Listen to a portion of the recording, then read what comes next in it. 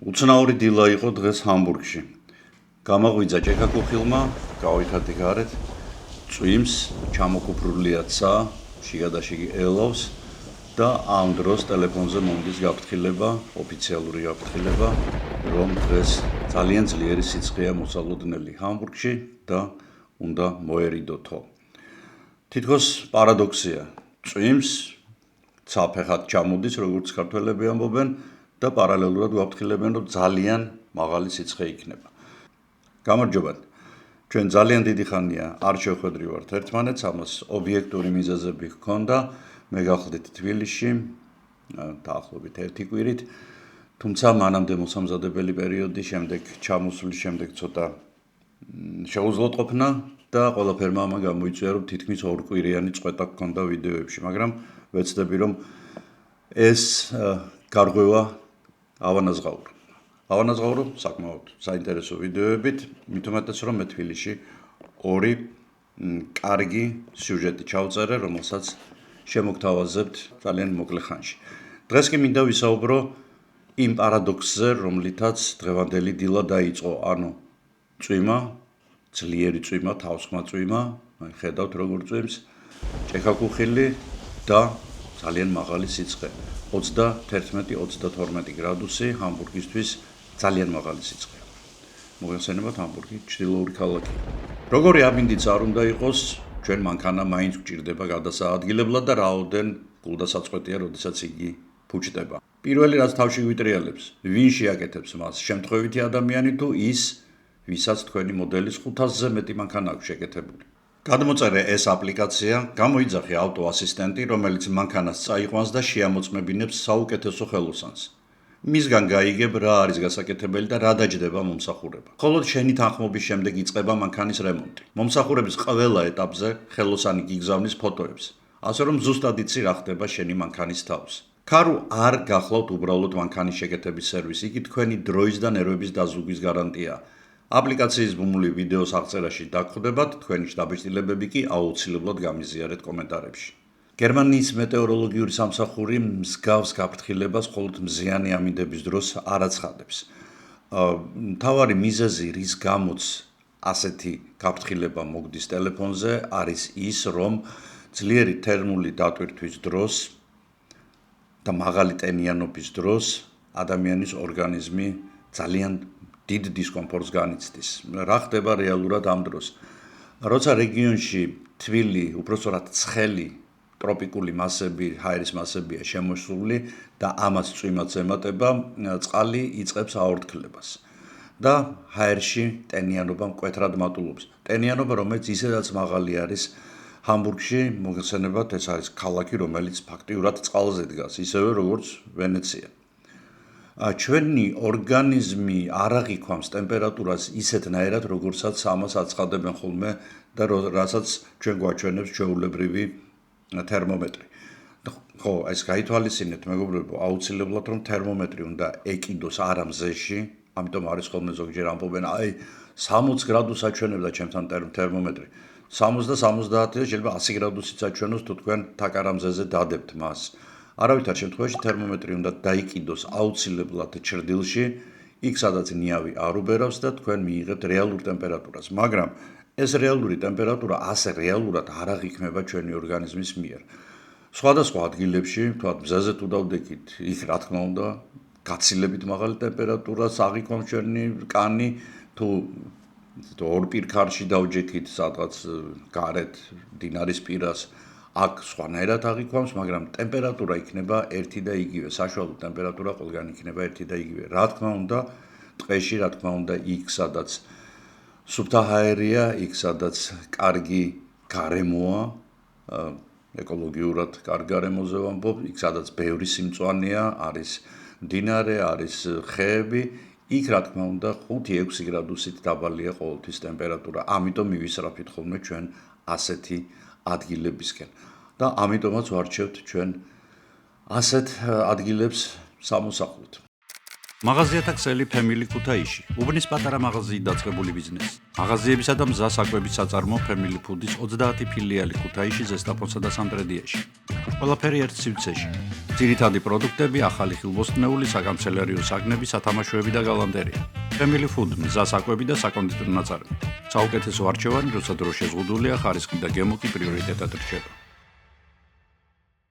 ბუნებას თავისი ლოგიკა აქვს, ამ ლოგიკაში გარკვევა მეტნაკლებად უკვე შეძლეს მეტეოროლოგებმა და ამიტომაც მათ შეუძლიათ ჩვენ გაგვაფრთხილონ ძლიერი თერმული დატვირთვის შესახებ. რასაც ჩვენ ჩახუთულობას ვეძახით, აი ძალიან ჩაიხუთაო, წვიმის წინ იცის ხოლმე გაჩერდება ჰაერი და მე ამოვარდება ქარიშხალი, მე წამოვა ძლიერი წვიმა და ამ დროს ადამიანის ორგანიზმი რა თქმა უნდა განიცდის მეტეოროლოგიურ დატვირთვას. პარალელურად ამ მეტეოროლოგიური დატვირთვისას, თუ მაღალია ტემპერატურა, თუ ჰაერში მაღალი არის ტენიანობა, არ ხდება ჩვენი კანიდან ოფლის აორთქლება. ჩვენი ორგანიზმი მართლაც უნიკალურია. მას გადახურებისგან იცავს ეგრეთ წოდებული ოფლდენა. როდესაც გარეთ ცხელა, ტვინი აძლევს ბრძანებას ფორებიდან გამოვიდეს სითხე, რომელიც შემდეგ კანის ზედაპირზე მოხვდება, აორთქლდება და გააგრილებს ამ კანის ზედაპირს და აქედან გამომდინარე სისხლს, რომელიც მის კაპილარებში მოძრაობს. ანალოგიური რამ ხდება, როდესაც ჩვენ თქვათ სპირტს ან ეთერს დავისხამთ ხელზე და სულ შეუბერავთ. აორთქლებისას, ძლიერი აორთქლებისას შეიძლება გაგვეყინოს ის ადგილი კიდეც. აი ეს პრინციპი ძალიან კარგად მუშაობს სიცხეში, თუ არის სიმშრალე. აი რატომ არის რომ სიცხე გაცილებით ადვილად გადასატანია მაგალითად კახეთში, ვიდრე იგივე ტემპერატურა, თქვათ მარტვილში, ან ბათუმში, ან ჩაქვში.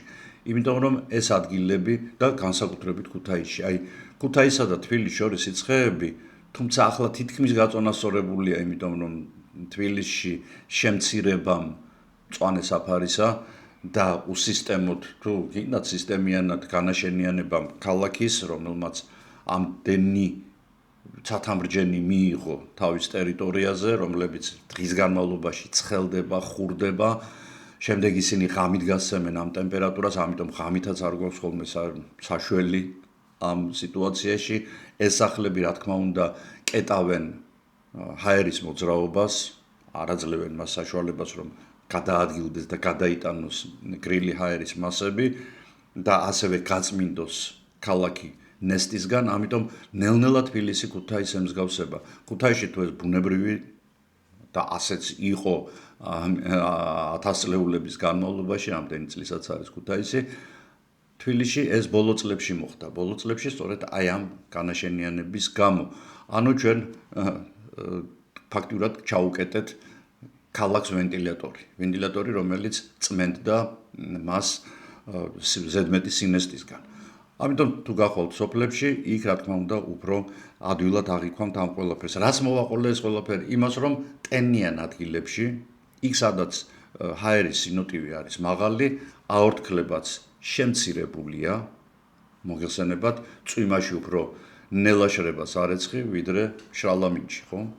და ანალოგიური რამ ხდება, აქაც აორთქლება შემცირებულია ჩვენი ორგანიზმის გაგრილება, ჩვენი ორგანიზმი კიდევ უფრო მეტ ოფლს გამოყოფს, რომ იქნებ გაგრილდეს, ესეც არ ორთქლდება, კიდევ უფრო მეტს გამოყოფს და ამას შეიძლება გაუწყლოება გამოიწვიოს. აი მსგავსი რამ ჩვენ გადაგხვდა თავს, როდესაც მარტვილის კანიონებს და ზოგადად მდინარე აბაშას ხეობას ვიკვლევდით, ძალიან დიდი რაოდენობით სვამდით წყალს.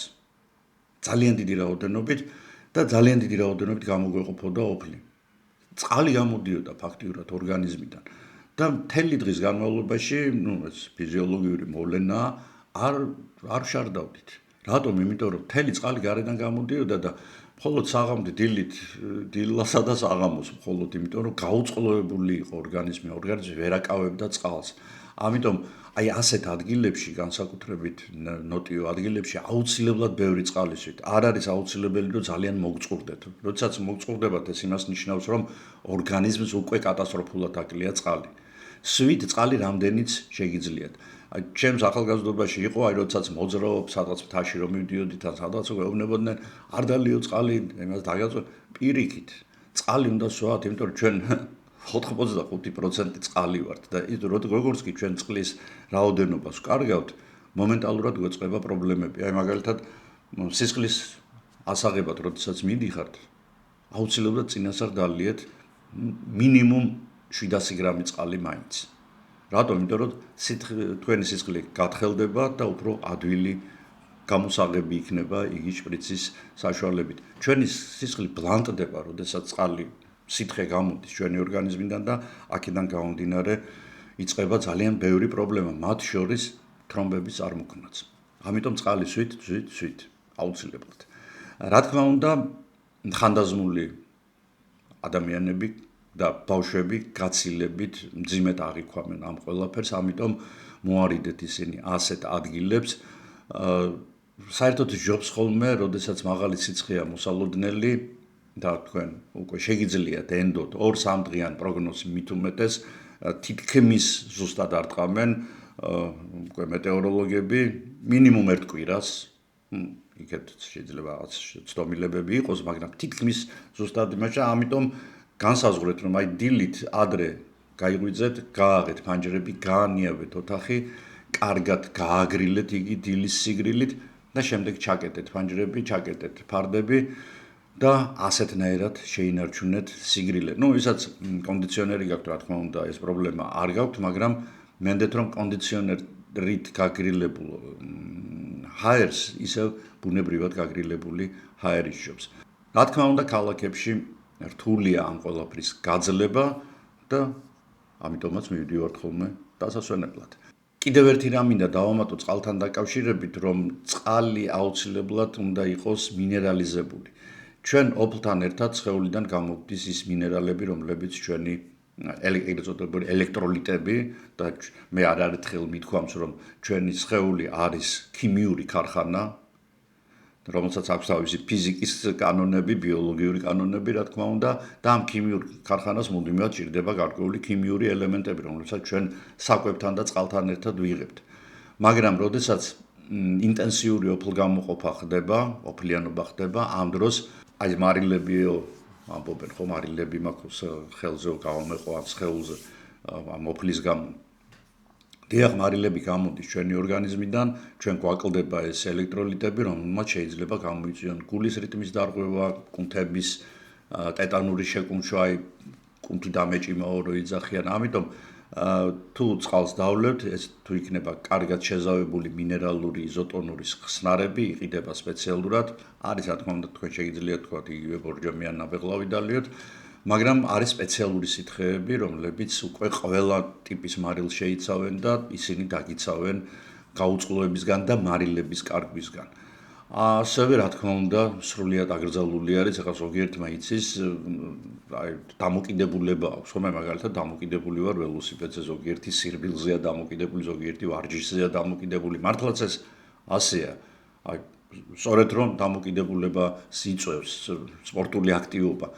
არავითარ შემთხვევაში ამ დღეს თქვენ უნდა გადადოთ თქვენი ეს აღტკინება, იმით რომ თქვა დაჯდეთ ველოსიპედზე, გაწვიოთ შტანგა ან რაღაცა, დაისვენეთ ეს დღეები, ან ყოველ შემთხვევაში თუ ამას გააკეთეთ ძალიან დილით ადრე, როგორც მე ვიქცევი ხოლმე, როდესაც ასეთი სიცხეა მოსალოდნელი, განსაკუთრებით როდესაც მე თბილისში ცხოვრობდი, დილით 5 საათზე გავდიოდი ხოლმე ველოსიპედით სასეირნოთ და ზოგადად მენდეთ რომ ძალიან სასიამოვნოა თბილისი დილის 5 საათზე, ეს არის წყნარი, მშვიდი, ყოველგვარი აირებისგან სუფთა, ხმაურისგან სუფთა და ცუდი სათქმელი, მაგრამ ხალხისგან სუფთა ქალაქი, რომელსაც თავისი ხიბლი აქვს, რა თქმა უნდა, თუ განსაკუთრებით ძველ თბილისში გაისეირნებთ. ყველაზე რთული ადგილები საქართველოში ეს არის, ისევ ვიმეორებ, კოლხეთის დაბლობი და სუბტროპიკული ზონა, დღეს უკვე დიდი ქალაქები, ყველა დიდი ქალაქი და განსაკუთრებით თბილისი და რა თქმა უნდა, ძალიან ხშირი არის ხოლმე კახეთში ტემპერატურული და კლიმატური პარადოქსები და კონტრასტები. აი მაგალითად შეიძლება იყოს მთელი დღე ძალიან ძლიერი სიცხე კახეთში, მე ხშირად მინახავს, საღამოთი წამოვა შავი კუპრისფერი ღრუბელი და ეს უკვე იმის მანიშნებელია, რომ ღმერთმა არ ქნას სეტყვა, მაგრამ სეტყვაც სიტყვა შეიძლება მოყვეს, რა თქმა უნდა, წინ მოუძღვის ქარიშხალი, წინ თავიდან ეს არის έτσι ჩაწყნარდება ხოლმე ამინდის, შემდეგ ამოვარდება ქარიშხალივით, ეს ძალიან ცოტა ხანს გრძელდება და შემდეგ დაუშვებს წვიმას, რომელსაც შეიძლება ისე ვიმეორებ სიტყვა მოყვეს, რომელიც კახელი გლეხისთვის არის წყევლა, იმიტომ რომ შეიძლება 10 წუთში მთელი მისი წლის ნაშრომი გაანადგუროს. აი თქვენ გესმით, გამალე მე ძალიან ხშირად მომიწია დღეს შემეწყვიტა ჩაწერა, იმიტომ რომ ძალიან ბევრი აი ესეთი გამოძახებებია, იმიტომ რომ აი უკვე ძალიან მძაფრად იგრძნობა მაღალი ტემპერატურა. მაღალი ტემპერატურა სინესტესთან ერთად. ამიტომ მოვფრთხილდით ადამიანებო, მოვფრთხილდით თქვენ ჯანმრთელობის ფასი არაფერი არ არის. ზაფხული და შემოდგომა წინ გვაქვს, იქნება ძალიან ბევრი ანომალიური გამოვლენა ამინდისა, კონტრასტული გამოვლენა, პარადოქსული გამოვლენები, ამიტომ ჩვენ ყველაფრისთვის ამისთვის მზად უნდა ვიყოთ. ეს იქნება არა მხოლოდ საქართველოში, რა თქმა უნდა, მთელ მსოფლიოში, იმიტომ რომ ეს ყბადაღებული კლიმატის ცვლილება არის მოქმედებაში. მოქმედებაშია და იგი არსად წასულა და აღარსად აღარ წავა, თუ არ გამძაფრდება, არ დამშვიდდება ყოველ შემთხვევაში. ხსნით ნაკრებს და იქ ხვდება ჩურჩხელა, სვანური მარილი, ცხარე აჯიკა, ყვავილების თაფლობა, ქართული ღვინო. ნაკრებში ახლა უკვე ჩვენი ბავშვობის მეგობრებიც არიან. წუნა და წრუწუნა, თოვლის გუნდა, დევი და რა თქმა უნდა ბატიტასიკო. თუ გამოიყენებთ ჩემს პრომოკოდს, რომელსაც ახლა ეკრანზე ხედავთ, სტანდარტული 7%-ის ნაცვლად მიიღებთ 20%-იან ფასდაკლებას.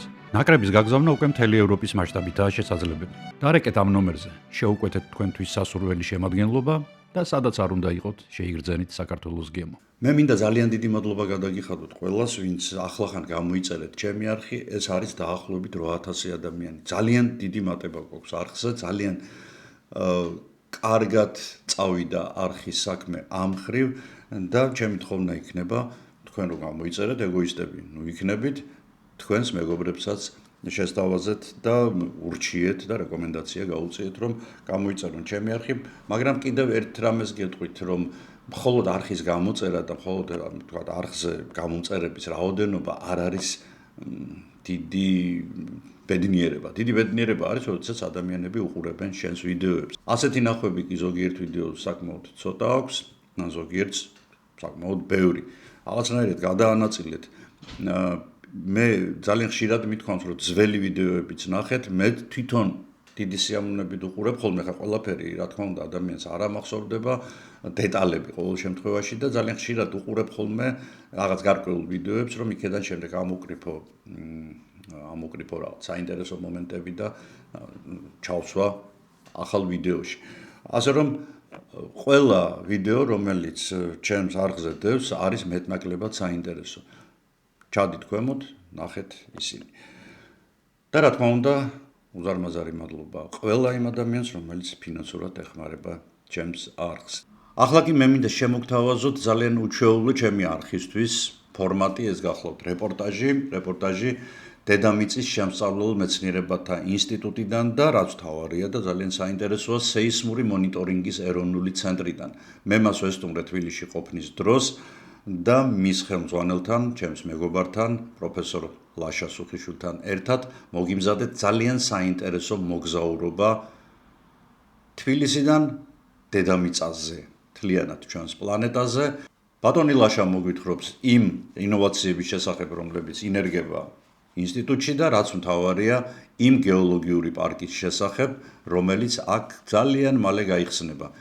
მასში თქვენ შეგიძლიათ წახვიდეთ მთელი ოჯახით, რა თქმა უნდა, პარკი არის უფასო და დანარჩენი თუ იმ პარკში რა მოხდება, თუ როგორ განათლებას და რა საინტერესო რაღაცებს გაიგებთ, ამაზე უკვე ვიდეოში. ჩემი ყველა ვიდეო, ვისაც უკვე ნანახი გაქვთ, სხვა ვიდეოები, იცით რომ თავიდან ბოლომდე საინტერესოა და ძალიან ხშირად ბოლოსკენ უფრო საინტერესოა ხოლმე ვიდრე თავში. ასე რომ უყურეთ ვიდეოს ბოლომდე, დამიწერეთ კომენტარები, არ დაგავიწყდეთ ვიდეოს მოწონება და ასევე სოციალურ ქსელებში გადაზიარება. ჩვენ ძალიან მალე შევხვდებით ერთმანეთს, ძალიან საინტერესო ასევე რეპორტაჟის ტიპის ვიდეოთი, თუმცა მანამდე კიდევ ერთი კარგი და ძალიან საინტერესო ისტორიულ თემაზე ვიდეოსაც ვამზადებ, ასე რომ შორს არ წახვიდეთ, ნახოთ თუ რა ხდება თბილისში, თბილისის ცენტრში, მუცუბიძის ქუჩაზე. მოვედით შენთან ინსტიტუტში. ხო, როგორც ვისაუბრეთ, რა ვიცი, ერთი თვის წინ იყო თუ როდის იყო? მაშინ შევთანხმდით, რომ გიმას მიძლევდით აქ და ახლა შედგა ეს შეხვედრა. აი ხა ვართ დედამიწის შემსწავლელი მეცნიერებათა ინსტიტუტში და სეისმური მონიტორინგის ეროვნულ ცენტრში, რომელიც ილიას უნივერსიტეტის ნაწილია და ფაქტიურად ამ შენობაში და ამ გარემოში მიმდინარეობს როგორც უბრალოდ კვლევითი პროცესი, ასევე სტუდენტების სასწავლო პროცესი, ანუ აუდიტორია, სამაგისტრო, საბაკალავრო, სადოქტორო კვლევები აქ მიმდინარეობს.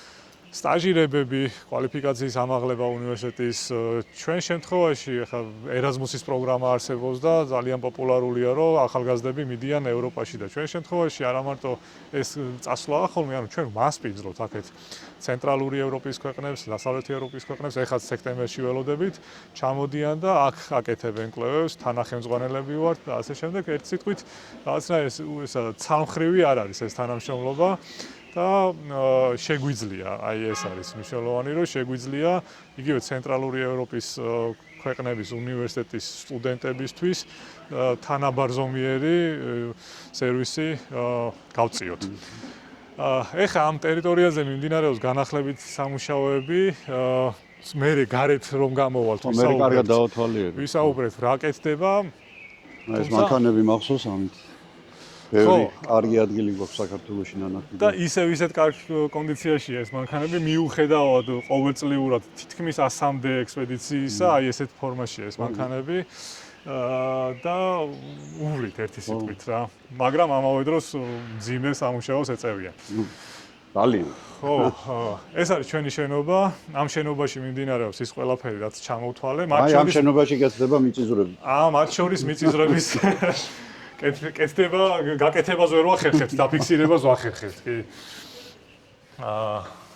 შენობა შიგნიდან ბევრად უკეთეს კონდიციაშია, ვიდრე ჩვენი ეზო და ტერიტორია იყო, ამიტომ ეხლა ვცდილობთ, რომ ეზოც დავაწიოთ შენობის კონდიციებს. აი აქ ხედავთ მაგალითად შარშანდელი თანამშრომლობის ვიდეოა ეს ოქსფორდის უნივერსიტეტთან ერთად, როცა ცენტრალურ აზიაში, ხა ცენტრალური აზია ბევრჯერ გიხსენებია იმაში YouTube-ზე, რამდენად კარგი გარემოა სამუშაოდ, იმიტომ რომ ყველაფერი ხელის გულზეა. საქართველოში თუ დღეს უნდა დაუკლავდე და მე ჩახვიდე ისა მონაცემებზე, ცენტრალურ აზიაში ყველაფერი ჩანს, არ არის ტყე და აი პალეოსეისმოლოგიური ძიებისთვის, რღვევების პარამეტრიზაციისთვის იდეალური გარემოა, ამიტომ ოქსფორდის უნივერსიტეტმა გააკეთა ეს ვორქშოპი და ჩვენც მიგვიწია და მონაწილეობდით ყირგიზეთში კონკრეტული რღვევიდან ძველი პალეომიწისძვრების ამოღების მიმართულებით, ინფორმაციის ამოღების მიმართულებით, აი გიორგი ბოიჩენკო იყო აქ ჩართული. ჩვენი კარგი მეგობარი და საუკეთესო გეოლოგი. დიახ, ეს არის ბოლო პერიოდში მომხდარი საქართველოს და მისი სამეზობლოს მიწისძვრების შესახებ ინფორმაცია, ეს ჩვეულებრივად. ეს ნინოწმინდის ეს მომაკვეთი ხო ეს მოდმილი ადგილია, ხო, სამებადრო შეერქვა, მაგრამ ხო, ჯავახეთის ქედის სამხრეთი ნაწილი. ეს მონაცემი ასევე ღია ის ილია უნიედუჯიზე შევა ადამიანი და იქედან არის გამოტანილი, არაფერი განსაკუთრებული წტომა ამას არ ჭირდება.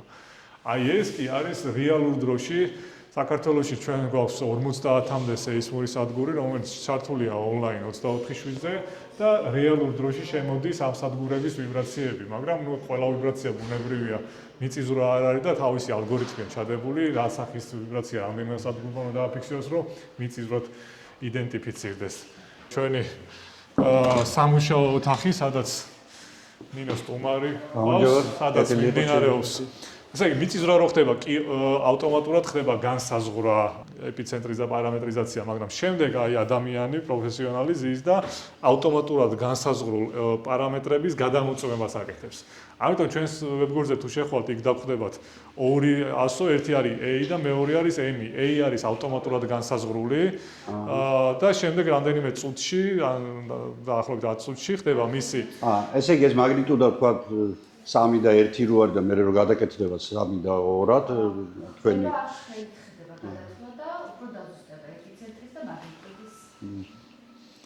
ხო, აი ეს არის ეს სივრცე, აქ 24 საათიანი მორიგეობა არსებობს, ამ დღის მორიგე, ამის მორიგე, ისე რომ ნებისმიერ დროს მომხდარი მიწისძვრისთვის დასამუშავებლად უზად ვართ რა.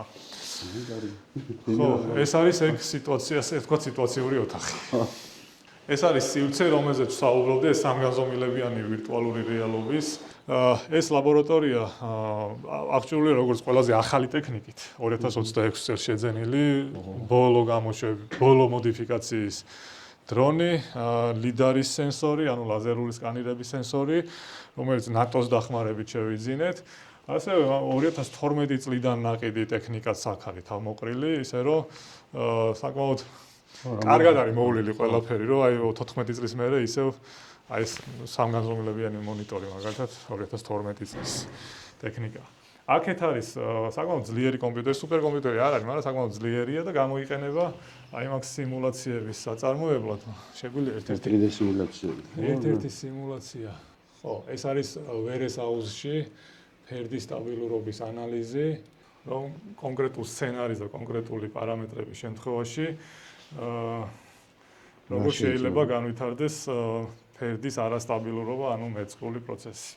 სცენარს შენამბობ, ესე იგი, რა ვთქვა, ნალექი მოვიდა რაღაცა მილიმეტრი. რა ინტენსივობის ნალექი მოვიდა, რამდენ ხანი გრძელდებოდა ეს ნალექი რომ მოვიდა. ანუ ამის მოდელირება შეგვიძლია. მაგის მოდელირება, ნალექი რომ მოვიდა, ნიადაგი რა ტენიან მდგომარეობაში იყო. რა დახვდა, ხო, სრულად გამომშალი თუ წინა დღეებში ნაწვიმი იყო და ესეთი კონდიცია ჰქონდა. ხა ეს აპარატურა მაგალითად რუსთაველის ფონდით არის შეძენილი, მაგრამ თვითონ სოფტი იაპონურია და შვეიცარიული დაფინანსებით არის ნაკიდი. ანუ ეს თავმოყრილია სხვადასხვა დონორის და სახელმწიფო და რუსთაველის ფონდის დაფინანსებით შეძენილი ტექნიკა და დანადგარები და ისა აი აქ არის უმეტესი ამ შემთხვევაში უმეტესი არა ყველა პროგრამული უზრუნველყოფა თან სერტიფიცირებული, ანუ ლიცენზირებულია და არ არის ხო, რა თქმა უნდა, უზარმაზარი მნიშვნელობა გატეხილი. და ამ ყველაფრის გადატანა ვირტუალურ რეალობაში, აი მაგალითად ამ სათვალეში, რომ ჩარბოლებრივ ადამიანმა, რომელმაც საერთოდ არის ახლა იქ გრუნტის წყალი რამდენ კილოპასკალზე უნდა იყოს, ეგ დეტალები რო არ უნდა იცოდეს, აი ჩვეულებად მარტივად რო აღიქვას რა საფრთხესთან არის საქმე, როგორ გადაადგილდება ეს მეწყერი წყალდიდობა თუ წყალმოვარდნის ნაკადი და რა შეიძლება შეეხოს, ანუ აი ეს გაუგებარი ინფორმაციის გასაგებ ენაზე გადმოთარგმნის სათვალეა, ასე ვთქვათ. ფურცელზე მაინც შესაძლებელია, რომ ეს თბილისიდან კასპში გაგზავნო, საქმე გააკეთებინო და დააბრუნო უკან. მაგრამ ნუ ამას არ ვიზავთ. ხო, არ ვიზავთ. ფურცელზე შესაძლებელია, მაგრამ არ ვიზავთ. თქვენი ეს რუკა მიყვარდა ყოველთვის. ამასაც გადავაკეთებთ, უბრალოდ წელს შევძლებთ თუ გაიცად არ ვიცი, მაგრამ ეს იქნება აი რაღაცა ლობი. მისაღები სივრცე, სადაც შეიძლება ჩამოჯდომა, საუბარი, ეს არ იქნება რა, ანუ ღია იქნება და უბრალოდ კომფორტული სასაუბრო გარემო იქნება და ეს არის ტექნიკა, რომელიც უკვე გამზადებული გვაქვს, რომ შევიტანოთ და დავაყენოთ აუდიტორიუმში, რომელიც ზაფხულის ბოლოს დასრულდება და იქნება არა მარტო ჩვენი შიდა მოხსენებებისთვის და შიდა შეხვედრებისთვის. იქნება მოწვეული სპიკერებიც, ანუ მოწვეული ადამიანები, მათ შორის სხვა სფეროდან, რომელთაც დაუთმობთ სივრცეს იმისთვის, რომ ჩვენც მოვისმინოთ საინტერესო ამბები და ეს შეხვედრები იქნება ღია. გამოვაცხადებთ, რომ ვისაც აინტერესებს სუბიექტურად რო ვთქვათ, საინტერესო თემები მოვიდნენ და დაესწრონ და მოისმინონ. ბაშა, ეს რუკა რომელი წლის არის? ეს არის თუ სწორად მახსოვს 70-იანი წლების რუკა, მე რენდერებს გაჩვენებ, რომ ამის რესტავრაციას ვაპირებთ და იმ ახალ სივრცეში გადატანას 3D პრინტერისთვის გვინდა დაუბეჭდოთ ამ ტერიტორიის რელიეფი დაახლოებით საუკუნენახევრის წინ, ეს ეგრეთ წოდებული ვერსტოკებიდან ამოღებული. შემდეგ როგორი რელიეფი იყო, შემდეგ 70-იან წლებში როგორი რელიეფი იყო და შემდეგ აი უკვე ლაზერული სკანერით გადაღებული დღეს რა რელიეფია, იმიტომ რომ შეცვლილია ეს.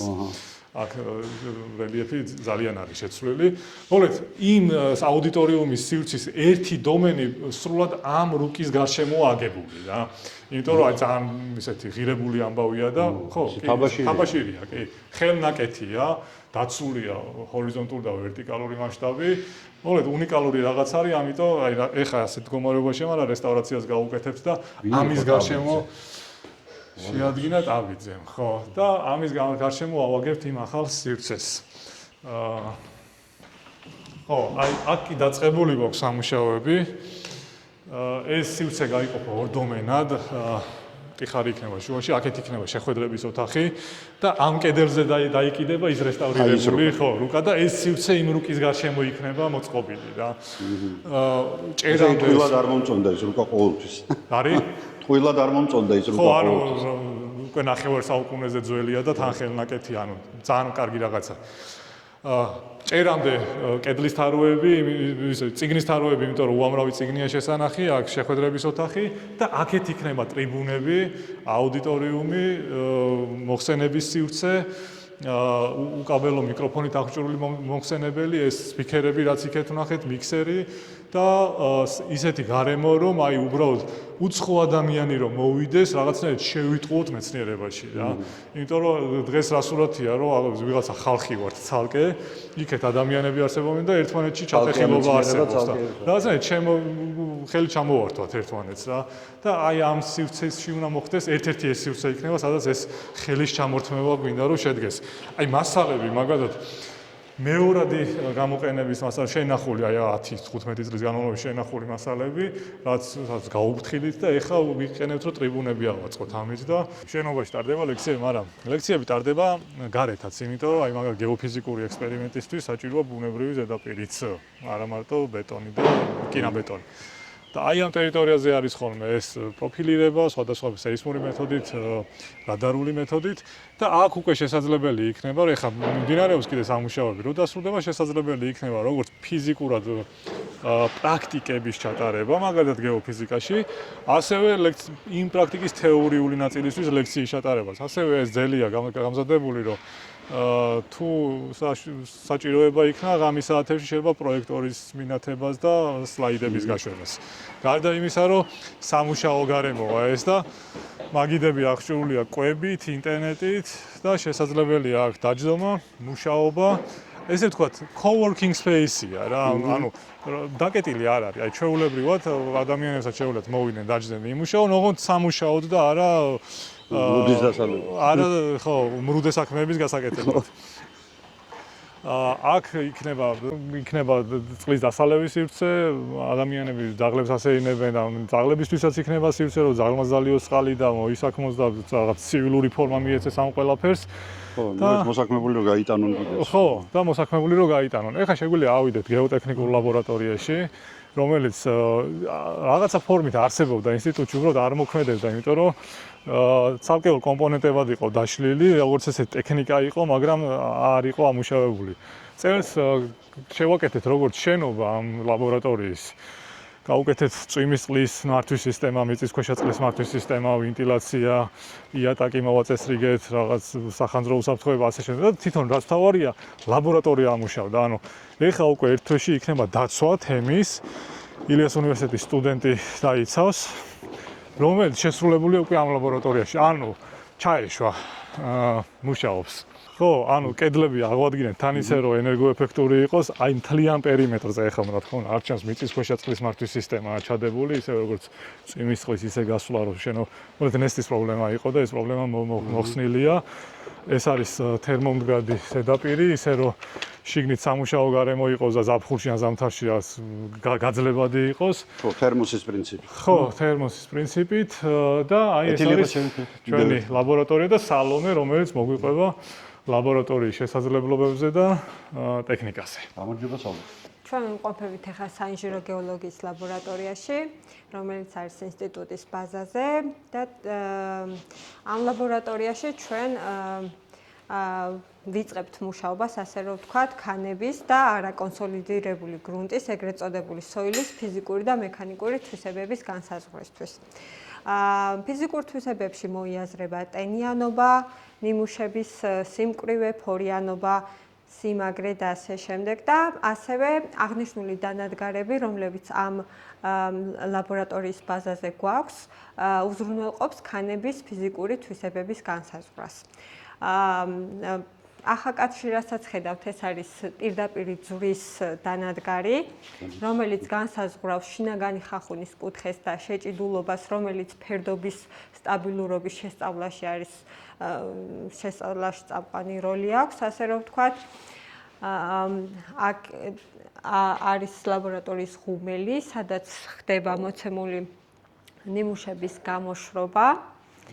რომელია ლაბორატორიული ღუმელი არის, აქ ჩვეულებრივად ვათავსებთ ნიმუშებს, სადაც ხდება მოცემული ნიმუშების გამოშრობა და ტენიანობის განსაზღვრა.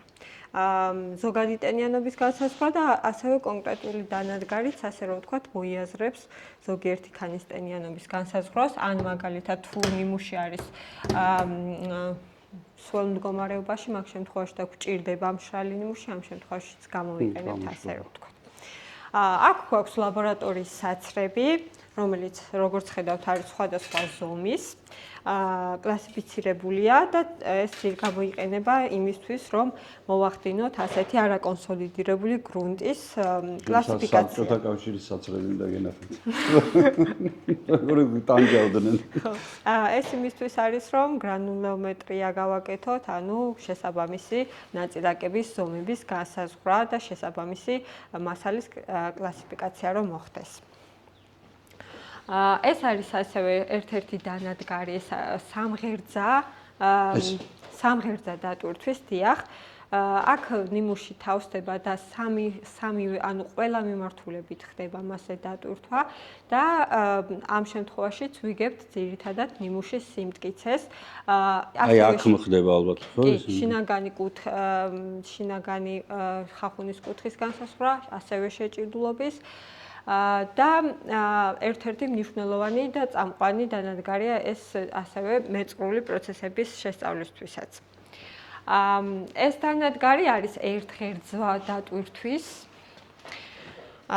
აქ თავსდება კონკრეტული რადიუსის, რომელსაც მაგალითად მოცემული ტესტი მოიაზრებს კერნი და შემდეგ ხდება ესე ზემოდან წნევის განხორციელება და ირკვევა დაახლოებით რა დატვირთვაზე ინარჩუნებს ქანის სიმტკიცეს და შემდეგ რა დატვირთვა არის კრიტიკული წერტილი, რომ მისი მთლიანობა დაირღვეს.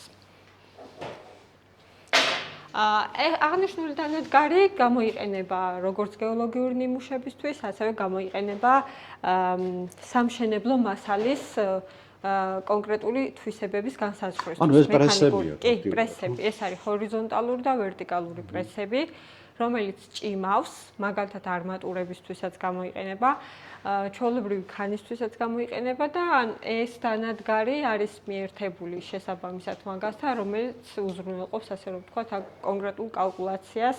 გრუნტის კერნის კერნის სამოსაღები ნიმუშებისთვის გამოიყენება და გადასაადგილებელია. ეს ყველაფერი ახალი შეძენილს არ გავს ეს ძველი ეს მეორადი მეორადები. ანუ მე იმას ვამბობ რომ თუ კარგად ამუშავებ რაღაცას შეიძლება წლების განმავლობაში გამოიყენო. ესაა კერნი, ხო? კი. კერნებსაც ანუ სხვადასხვა სტანდარტის მიხედვით სხვადასხვა რადიუსი აქვს. და აი იმ ერთღერძა დატვირთვისთვის ძირითადად ასეთი კერნები გამოიყენება.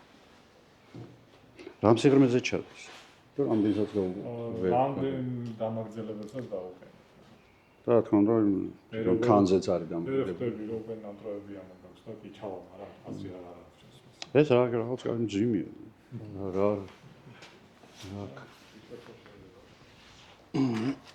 საინტერესო.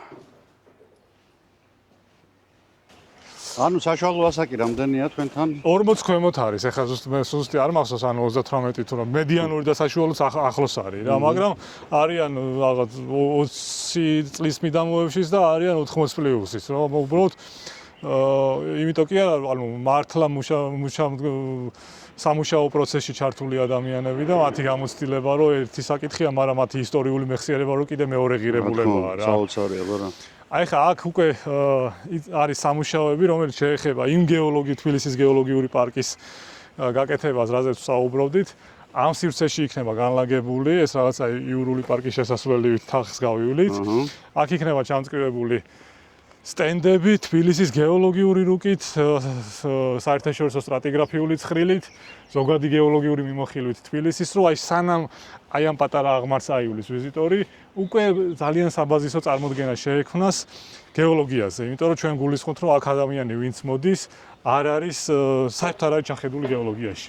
ამიტომ აი 15 მეტრიან აღმართის ბოლოს უკვე რაღაცა უნდა იცოდეს. თუ გაჩერდება და წაიკითხავს იმ მარტივი ენით დაწერილ ინფორმაციას, რაც აქ დახვდება უკვე სამკვირაში. ეს ტერიტორია აი ამ ტერიტორია ხა გავთიბეთ, მოვაწესრიგებთ. აქ განთავსდება ეს თბილისის ამგების სტრატიგრაფიული ქანების ნიმუშები, თავისი აბრებით, განმარტებებით, რა ასაკის ქანია, რა გარემოში ჩამოყალიბდა, რა ცხოვრება გაიარა, რით არის გამორჩეული, სად არის მოპოვებული, ცალკე იქნება კუთხე, სადაც აი ეს მეორე ჯგუფის ქანები იქნება, ასე ვთქვათ, რომელიც აი საინჟინრო ნაგებობების მხრივ არის შერჩეული, მაგალითად ის ქანი, რომელზეც თბილისის საკათედრო სამების საკათედრო ტაძარია დაფუძნებული, ანძა, ილიას უნივერსიტეტი, ბილთმორი შენობები, რომლებიც თვალსაჩინოა და რაზე დგას ეს შენობები, ეგ ნიმუშები იქნება აქ წარმოდგენილი. ისე რომ აი ადამიანი რომ მოვა, საერთოდ არ ჭირდება გამყოლი, გიდი ან ვინმე გეოლოგი, დახვდება ინფორმაცია, ორენოვანი წაიკითხავს და იდეაში უკვე სამკვირეში ვერ მოვასწრებთ, მაგრამ ცოტა მერე რაღაცა ელემენტარული ადაპტაციაც ექნება აქაურობას, რომ აი კონკრეტული შეზღუდული შესაძლებლობის პირისაც შეეძლოს მოსვლა შესაძლებლობების ფარგლებში, იმიტომ რომ როგორც ხედავთ, ბუნებრივი გარემოა, ფერდია და ნუ ყველა ტიპის გადაადგილება აქ შეუძლებელია, მაგრამ აი რაც შესაძლებელია გავაკეთებთ რა. ლაშა, როდისთვის ფიქრობ, რომ თქვა? ჩვენ ვფიქრობთ, რომ ივლისის დასაწყისში გავხსნით ამ პარკს, უკვე ვიზიტორებისთვისაც გავხსნით და გამოვაცხადებთ ამას ჩვენს Facebook გვერდზე, დედამიწის შესაბამისად ინსტიტუტის Facebook გვერდზე აუცილებლად. აი ხედავთ აქ მონიშნულებს, სადაც განთავსდება ის იმ ქანების ნიმუშები, რომელიც აქ უნდა იყოს. და მოეწყობა ეს ბილიკები, იქნება წრიული ბილიკები, მკვეთებით, რომ აი ნებისმიერი მიმართულებით რომ გადაადგილდეს ადამიანი, დახვდეს ნიმუში. როწევლებს ტოვებ? როწე რა თქმა უნდა, ეგ არის აქაურობის პეწი, რომ ბუნებრივი გარემოა, ყოველგვარი ზედმეტი ჩარევის გარეშე. ნუში, ნუში და გააჩნია რა სეზონზე მოვა ადამიანი, შეუძლია სატაცური შეაგროვოს საერთოდ.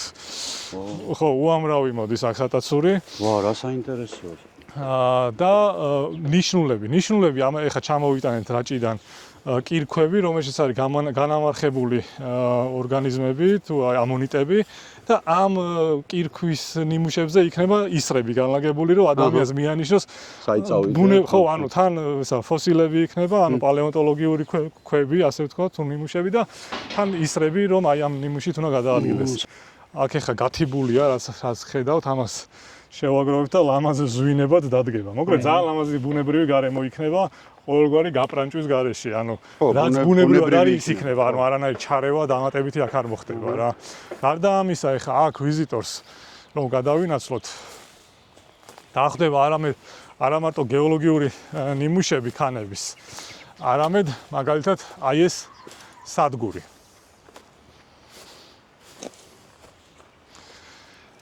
ეს არის დედამიწის ქერქის მონიტორინგის სადგური. ესე ზედმეტ სახელად GPS სადგური, უფრო გასაგებენაზე რო იყოს. ის ანტენა აქ აყენია მუდმივად, ჩართულია მუდმივად და ზომავს აი ეს ტერიტორია, როგორ გადაადგილდება. აქ არ არის მეწყერი, აქ არ არის არაფერი, უბრალოდ ფილაქანთა გადაადგილების გამო ბუნებრივია თბილისს წამოვარდნილი არ არის და ამ წერტილშიც უზომავთ წელწადში რამდენი მილიმეტრით გადაადგილდება ეს ქანი. ანუ თქვენ გაქვთ კავშირი თანამგზავრთან. ხო, ეს ზომავს თავის თავს თანამგზავრიდან მიღებული ინფორმაციის საშუალებით. ასეთი ქსელი საქართველოში ამ ხასიათის ქსელი საქართველოში საჯარო რეესტრსაც აქვს, მაგრამ ჩვენ გვაქვს პირველი კლასის სადგურები, ანუ საჯარო რეესტრს ამ ხელა სიზუსტე არ მოეთხოვება. ჩვენ გვჭირდება რომ მილიმეტრის დონეზე იყოს სიზუსტე დაყვანილი და ამიტომ უმაღლესი კატეგორიის სადგურები გვიყენია საქართველოში დაახლოებით 15 ადგილას და დამატებით 100-ზე მეტ წერტილში ყოველწლიურად იზომება გადაადგილებები. ეს ნიშნავს, აი ზუსტად იმ კარგად მოვლილი მანქანებით ყოველწლიურად დავლას ამ წერტილების, რომ გაზომები ჩატარდეს. და ეხა გავხსნით ამას ასევე ივლისის დასაწყისში, მაგრამ უკვე სატესტო რეჟიმში ჩართულია გარეჯაში ასეთივე საზომის სადგური, რომელიც წელს დაემატა ჩვენს ქსელს. და მაგასაც ივლისის თვეში გავხსნით. ვარემ გითხარი რამდენი მილიმეტრით გადავადგილდებით? თბილისის შემთხვევაში ეს არის დაახლოებით 8-12 მმ, თბილისის რეგიონის შემთხვევაში 8-12 მმ-ის ფარგლებშია, რაც ძალიან დიდია, იმის გათვალისწინებით, რომ თბილისის ჩრდილოეთით ეს სიჩქარეები ეცემა ორჯერადად და სამჯერადად. ანუ და ეს დისონანსი რამეს არ ქმნის? ეს არის გრადიენტი, რომელიც შეიძლება ორი რამით აიხსნას, ერთი მთათა წარმოშობა ან მიწისძვრა. დანაოჭება ან რღვევა. ანუ შედეგი ამ პროექტის. აი ამ მილიმეტრებზეა საუბარი, რომელიც დამანგრეველ მიწისძვრებს აკეთებს, იმიტომ რომ ეს მილიმეტრები გუშინ არ დაწყებულა, ეს გეოლოგიური ასაკში უნდა შევხედოთ მილიონობით წელზე და რო გადავთვალოთ უკვე 10 წელში 8 სანტიმეტრი გამოდის საშუალოდ და რაღაცა მილიონ ნახევარ წელზე რო გადავიყვანოთ, უკვე ძალიან დიდი პოტენციალია მიწისძვრის. ახლა კიდე ერთი დეტალია ამ არეალში. ყველად არ გვქვია დედამიწის შესწავლელი, იმიტომ რომ არის დავიწყეთ სეისმოლოგიით, აგერ გეოდეზია, გეოტექნიკა, გეოლოგია, მინერალოგია და ახლა ჩავიდეთ ჰიდროლოგიაზე. ხო, ვიზიტორს მაყვალი შეხვდება, თუ თუთა შეხვდება, რა თქმა უნდა შეუძლია მიირთვას, მაგრამ საკუთარი რისკის პასუხი. ხო, რა თქმა უნდა, ქალაქის ფარგლებში ზოგადად ურაფერს ნუ მიეტანებით.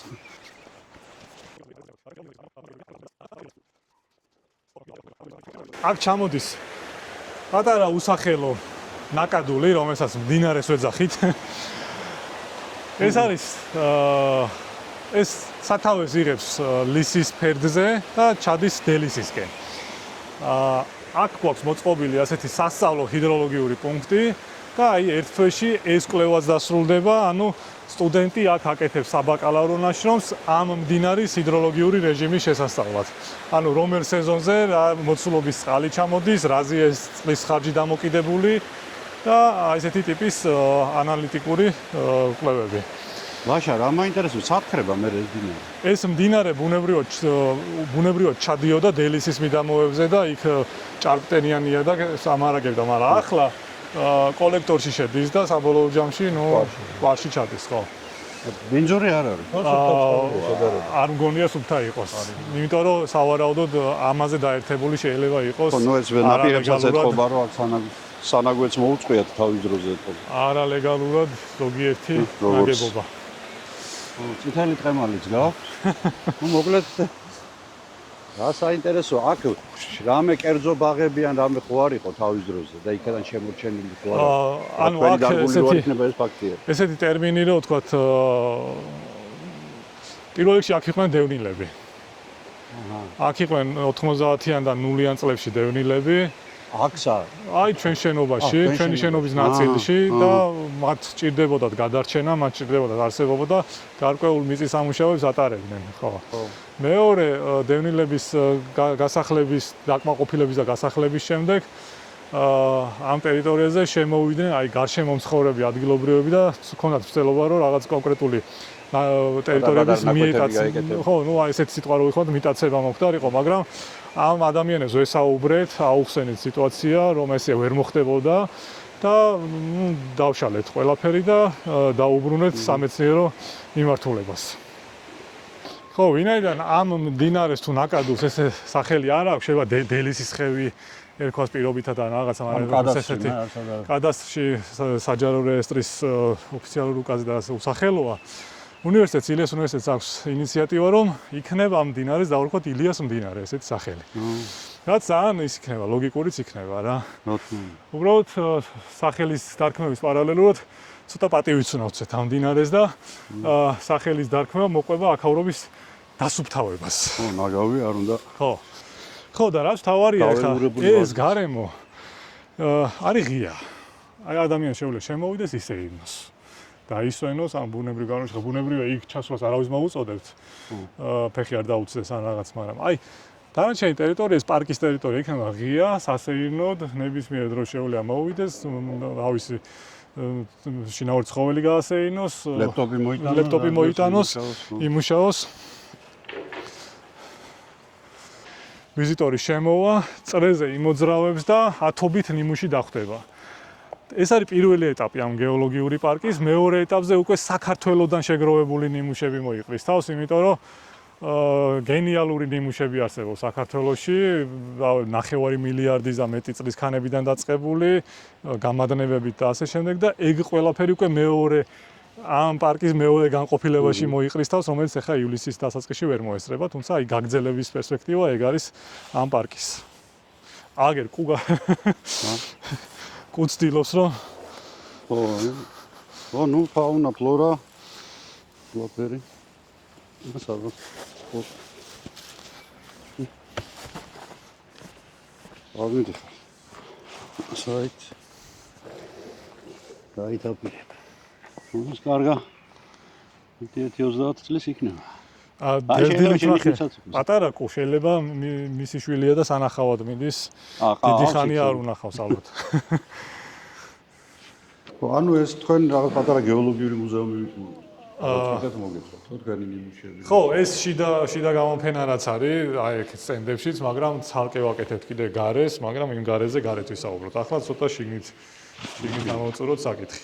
აი რაბი დაგვეხმარება ამაში. წარმოდგენილი არის ქანების, მინერალებისა და ნამარხების ნიმუშები საქართველოდან და არა მხოლოდ. აქ წარმოდგენილი ნიმუშები, მოკლედ პრინციპში რაღაც დონეზე მაგალითად გვაქვს ისეთი ნიმუშები, რომლებიც გარკვეულ დონეზე ჯერჯერობით გასარკვევია თუ რასთან გვაქვს საქმე, მაგალითად ეს კი ვიცით რომ არის განამარხებული ხე იმერეთიდან, თუმცა კვლევა მასში ჯერჯერობით არ ჩატარებულა, არ ვიცით რა როგორ თარიღდება და ძალიან კარგი მასალა არის შესასწავლად. ვინაიდან რამდენადაც გოდერძი ან დავითგარეჯი საკმაოდ ცნობილია განამარხებული ხეებით და განამარხებული ფლორით, იმდენად კავკასიონზე მას იშვიათად ხვდებით. მაგალითად, ახლა ჩვენ გამოფენაზე გვითხრეს კიდევაც, რომ რაჭაშიც კი უნახავთ განამარხებული ხე, რაც პრეცედენტის დონეზე იშვიათი არის და პრინციპში იმერეთზეც აქამდე არ მსმენია. აი, იცით რა შესაქმე? ნაპოვნი არის იქ, სადაც ზედაცარცული კირქვები არის, თუმცა შემთხვევით მოტანილი ხომ არ არის ფერშობზე, ამასაც განვიხილავთ. ვინაიდან ყველა დაშვება უნდა გაკეთდეს იმისათვის, რომ მაქსიმალურად სწორი დასკვნა დაიდოს. რა ვიცი, ჩვენ სპეციალისტებით ასევე მაგალითად მადნებზეც ახლა ეს არის მალაქიტი, სპილენძის ჟანგი, სპილენძის მადანი. უხსოვარი დროიდან იცნობს ადამიანი მას, ვინაიდან საკმაოდ გავრცელებულია. თანამედროვე ეპოქაში წარმოადგენს სპილენძის მადანს, თუმცა ასევე არის მოსაპირკეთებელი საშუალება. კი ბატონო, განიხილებოდა და ასევე ძალიან განსაკუთრებულ და საოცარ საკოლექციო ნიმუშებს წარმოადგენს ხოლმე, მოკლედ განუმეორებელს.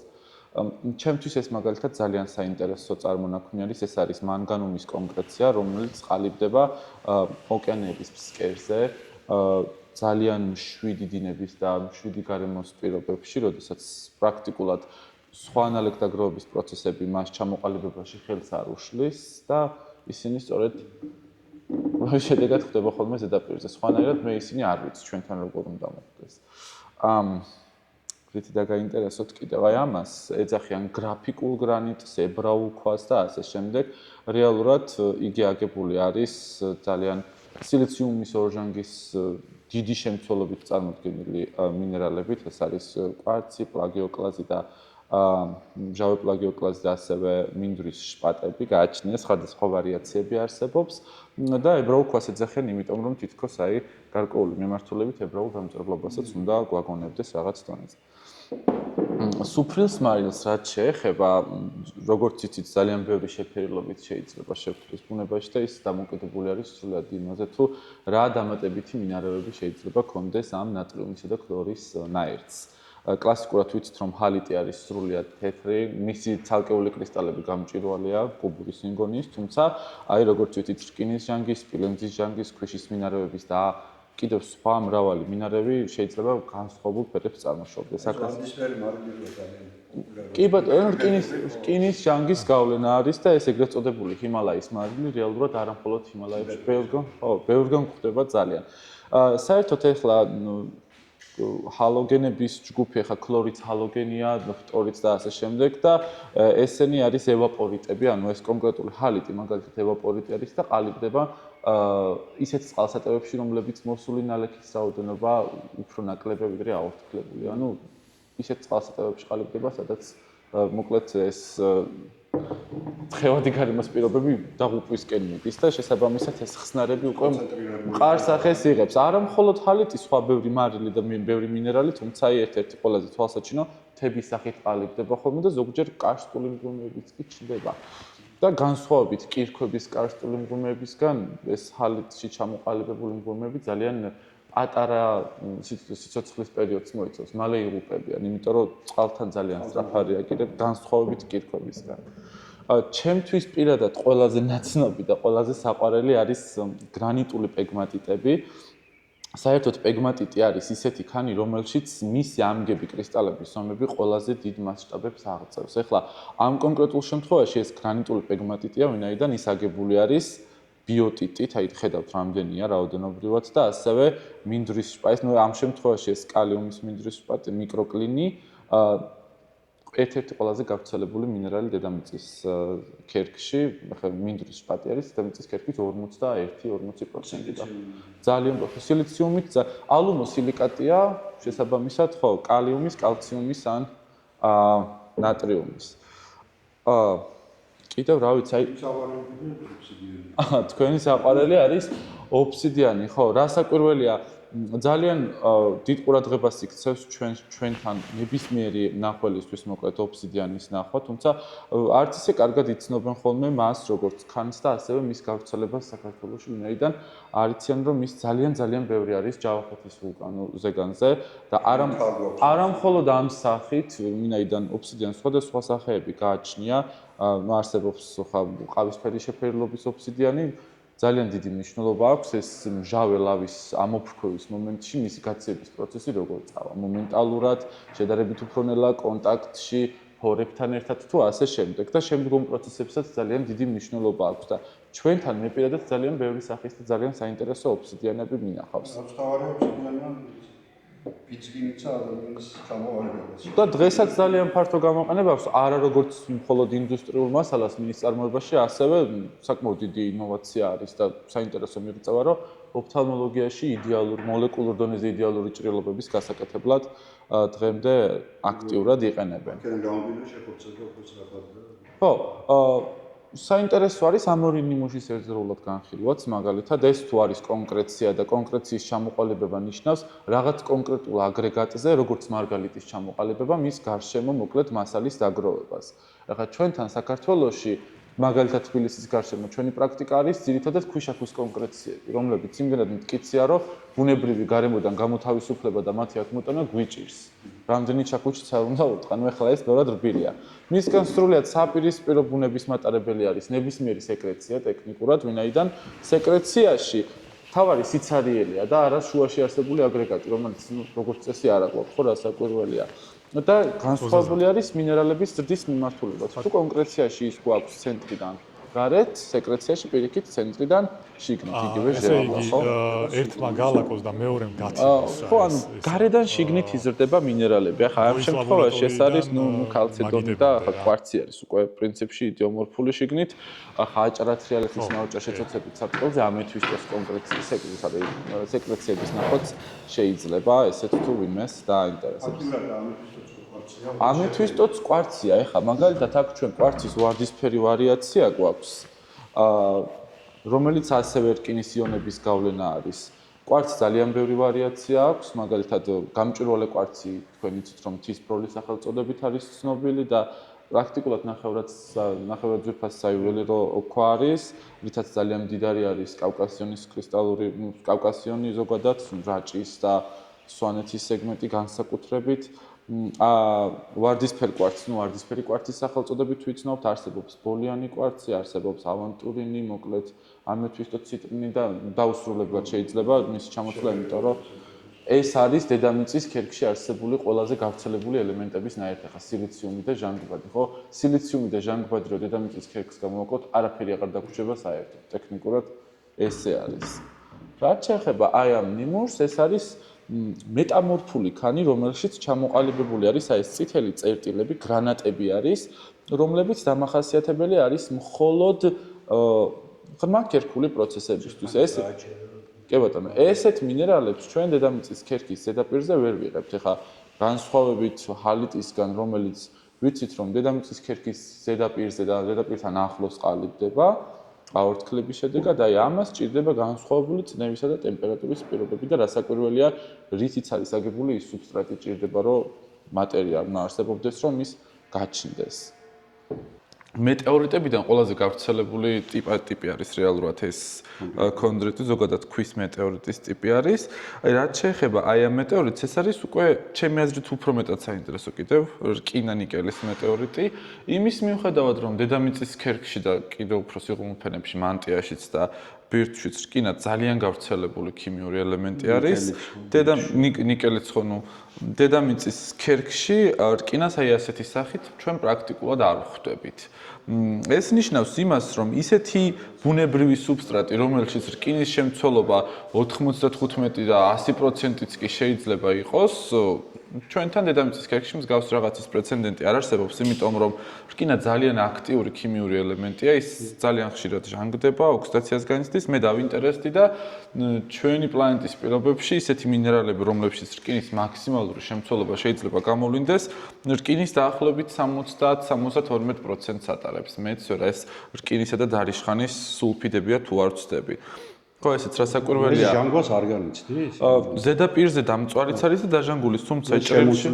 ხო, ახლა ღია კოსმოსში ჟანგბადის დეფიციტის გამო რასაკვირველია, ის ასე გამოიყურება. საინტერესო რატომ არის? ეს არის პირდაპირი რეპრეზენტაცია დედამიწის ბირთვში და ნებისმიერი მზის სისტემის ტერესტრიული სხეულის ბირთვში არსებული პირობებისა. იმის მიუხედავად, რომ დედამიწაზე არსებული ვულკანიზმი საკმაოდ სიღრმულია, ხო, ახლა არსებობს ისეთი ვულკანიზმი, რომელიც პრაქტიკულად სათავეს იღებს 3000 კილომეტრის სიღრმიდან, ხო ეს ცხელი წერტილები არსებობს, ხო ხა პირდაპირ მაგმური კერა იქ არ არის, თუმცა მასალა რაღაც დონეზე იქიდანაც ხდება, მაგრამ ბირთვი მე შემიძლია პრინციპში ვთქვა, რომ სრულიად იზოლირებულია ასეთი პროცესებისგან და ბირთვიდან ჩვენთან მასალა გარე ბირთვისგან შეიძლება არასოდეს ხო, არასოდეს არ ხდება, ესე შეიძლება ვთქვა. და ანუ ჩვენ გვაქვს აქ ამ შემთხვევაში ამ შემთხვევაში გვაქვს მასალა, რომელიც არის განადგურებული პლანეტის ან პლანეტის სიმალის ტერესტრიული სხეულის ცენტრალური ნაწილიდან. ესენიც რაღაცა ცვლილებების შემდეგ კიდე ხდება ეს განადგურებები, სანამ მზის სისტემა სტაბილურ სახეს მიიღებს და შემდგომ უკვე ისინი რაღაც სახით ჩვენთან. საიდან შეიძლება იყვნენ მოსულები? საიდან მოდის მეტეორიტები დედამიწაზე? მეტეორიტები ჩემი ცნობებით სამი გზით შეიძლება მოხვდეს ჩვენთან. ერთი არის ეს ასტეროიდული სარტყელი მარსსა და იუპიტერს შორის, ერთი შეიძლება იყოს მარსი და ერთი შეიძლება იყოს მთვარე. იმის მიუხედავად, რომ ვენერა საკმაოდ ახლოს არის, მისი ატმოსფერო ბევრად უფრო მკვრივია, ვიდრე ჩვენ წარმოგვიდგენია. და შესაბამისად იქედან მყარი მატერია ყოველ შემთხვევაში ისეთ სახით მთვარეს დაეჯახა რაღაც სხეული და იქედან ამოიგლიჯა. მე როგორც ვიცი რაღაცები არის ჩვენთან, ხო, რაღაც რიცხვებიც ვნახე, რაღაც 300-მდე თუ რაღაც ისეთი რაოდენობის მეტეორიტი არსებობს. აქვე უნდა აღვნიშნოთ, რომ საქართველოში ნაპოვნი მეტეორიტი ამ ეტაპზე არ არსებობს.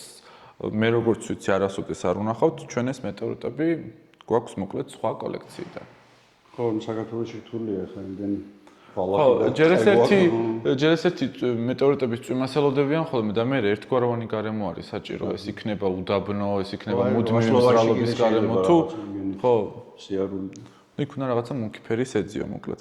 ყველაზე იშვიათი მეტეორიტის ტიპი არის რკინა-ქვის მეტეორიტი, რომელიც ჩვენ შემთხვევაში გარე ბირთვსა და ქვედა მანტიას შორის არის გარდამავალი ფენა, რომელსაც გუტენბერგის საზღვარს ეძახიან და ეს არის დაახლოებით 150-დან 300 კილომეტრამდე სიმძლავრის, ანუ სისქის ფენა.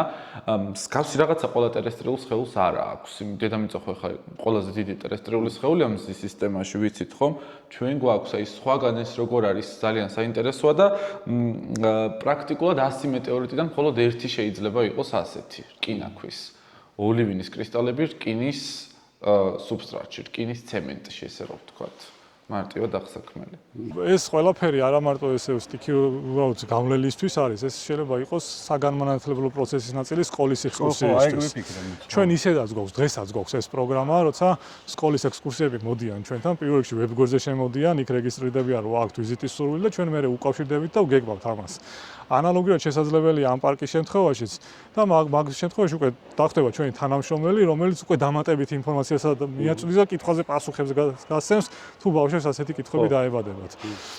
ხო, ანუ ეს ამის პარკის დიზაინი მოიცავს ამ სასკოლო ექსკურსიებსაც რა.